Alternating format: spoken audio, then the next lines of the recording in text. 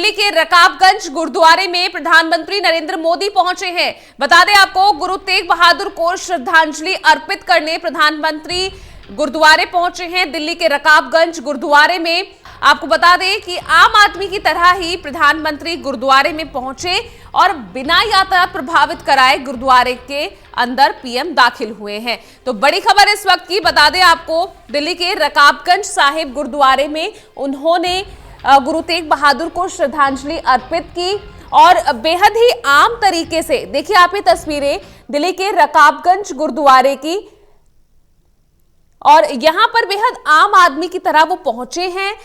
किसी तरह का कोई भी रूट डायवर्जन नहीं हुआ, ना ही कहीं यातायात प्रभावित हुआ।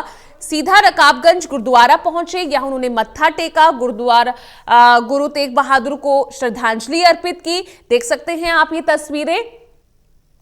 प्रधानमंत्री नरेंद्र मोदी दिल्ली के रकाबगंज गुरुद्वारे में जाकर उन्होंने श्रद्धांजलि अर्पित की है और यहां एकदम आम आदमी की तरह वो इस गुरुद्वारे में पहुंचे।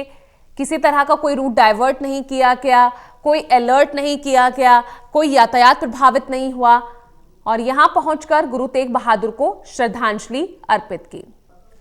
तो हर बार इसी तरह से प्रधानमंत्री अपने अलग अंदाज में पहुंचते हैं और उनका यही अंदाज आम जन को खूब भाता है, आकर्षित करता है। और उसी का आप एक बार फिर से उदाहरण देते हुए प्रधानमंत्री नरेंद्र मोदी दिल्ली के रकाबगंज गुरुद्वारे में। प्रदीप कुमार जुड़ गए हैं मुख्य राजनीतिक संवाददाता ज्यादा जानकारी के साथ। प्रदीप, आज पीएम का रकाबगंज गुरुद्वारा जाना क्या संदेश दे रहा है? किसान आंदोलन से क्या इसको जोड़कर देखा जाए, क्योंकि इस आंदोलन में बड़ी संख्या में सिख संगठन के लोग हैं? देखिए, बिल्कुल, और प्रधानमंत्री ने ऐसे वक्त यहाँ पर बड़ा मैसेज दिया है सिख समुदाय को उनकी भावनाओं के साथ खुद को जोड़ते हुए। जब गुरु तेग बहादुर को वो श्रद्धा सुमन अर्पित करने गए, उनको श्रद्धांजलि दी, अचानक उनके कार्यक्रम ये बनाया गया। प्रधानमंत्री कार्यालय की ओर से बताया गया कि अचानक कार्यक्रम बना। प्रधानमंत्री सुबह सुबह दिल्ली के गुरुद्वारा रकाबगंज पहुंचे, यहाँ पर उन्होंने मत्था टेका और गुरु तेग बहादुर को श्रद्धांजलि दी। इस दौरान ना तो यातायात रोका गया, ना आप लोगों के लिए रूट को डाइवर्ट किया गया, यानी पूरी तरीके से कहें तो अचानक बना ये कार्यक्रम और इसको दिखाने की कोशिश यहाँ पर की गई है कि इसमें भावनाओं से आस्था को लेकर यहाँ पर प्रधानमंत्री पहुंचे हैं। लेकिन ऐसे वक्त जब किसान आंदोलन चल रहा है और पंजाब के किसान आंदोलनकारी वो लगातार हमलावर हैं केंद्र सरकार पर, किसान बिल को वापस लेने की मांग पर अड़े हुए हैं। इस बीच सरकार सिखों के साथ है, प्रधानमंत्री सिखों के साथ है। ये पुस्तिका का भी विमोचन हुआ था पिछले दिनों केंद्र सरकार की ओर से और आज प्रधानमंत्री ने रकाबगंज गुरुद्वारा पहुंचकर मत्था टेका। अचानक ये कार्यक्रम बनाया गया, सरकार की ओर से बताया गया। प्रधानमंत्री ने ट्वीट किए हैं पूजा और उसमें उन्होंने जो तस्वीरें शेयर की हैं, जो वहां पर वो गए हैं, लोगों से मुलाकात कर रहे हैं, मत्था टेक रहे हैं गुरुद्वारा में, वहां पर जिस तरीके से श्रद्धा भाव के साथ सर झुकाया है, वो तस्वीरें उन्होंने ट्विटर पर साझा की हैं और इसी के साथ उन्होंने गुरु तेग बहादुर को श्रद्धांजलि दी है।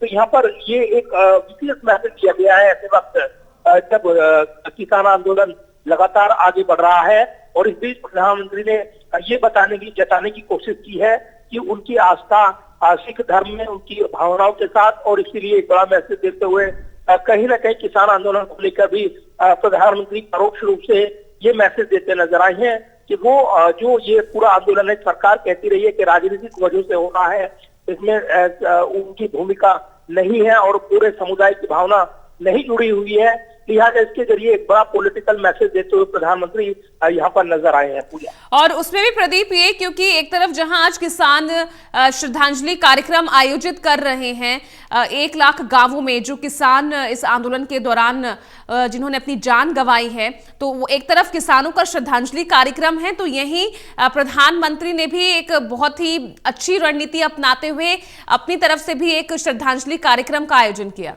इसे बिल्कुल, और इसके जरिए न सिर्फ एक बड़ा मैसेज दिया गया है बल्कि ये जताने की कोशिश यहाँ पर सरकार की है कि जो सिख समुदाय उनकी भावनाओं के साथ ऐसे वक्त जब आंदोलन खासतौर से पंजाब के जो किसान आंदोलनकारी हैं उनका दिखाई देता है। और इसीलिए सरकार लगातार कहती रही है कि ये एक वर्ग विशेष के राजनीतिक वजह से ये आंदोलन है।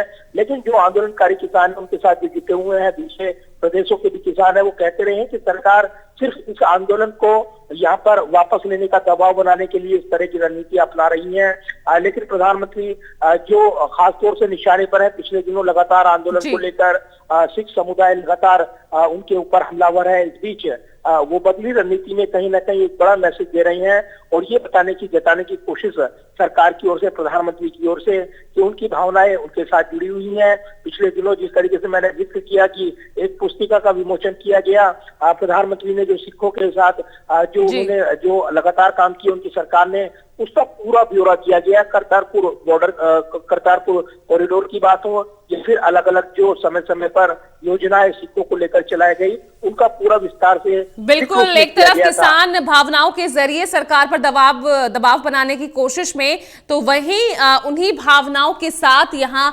सरकार की तरफ से भी जो साफ तौर पर उनकी रणनीति है वो सामने आ रही है कि उन्हीं भावनाओं के जरिए, भावनात्मक तरीके से जो आंदोलनकारी हैं उनके दिल तक पहुंचने की कोशिश यहां पर कर रहे हैं प्रधानमंत्री नरेंद्र मोदी।